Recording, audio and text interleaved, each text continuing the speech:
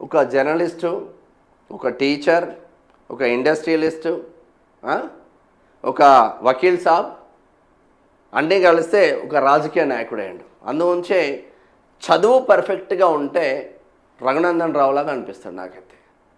మీరు రఘునందన్ రావు ఏ video clippings అన్నా చూడండి, టీఆర్ఎస్లో ఉన్నప్పటి నుంచి బీజేపీ ఎంపీ అయిన వరకు, దుబ్బాక ఎమ్మెల్యే అయిన అంతవరకు ఇప్పటి వరకు స్టిల్ ఏ స్క్రిప్టు ఏ చిన్న వీడియో అయినా చూడండి పర్ఫెక్షన్తో మాట్లాడతాడు.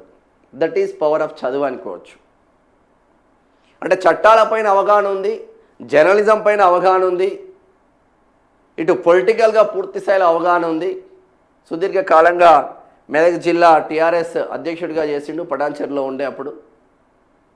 దీంతో పూర్తి స్థాయిలో అవగాహన ఉంది. మాట్లాడితే బుల్లెట్లు ఇట్లా దిగినట్టే ఉంటుంది రఘునందన్ రావు మాట్లాడితే.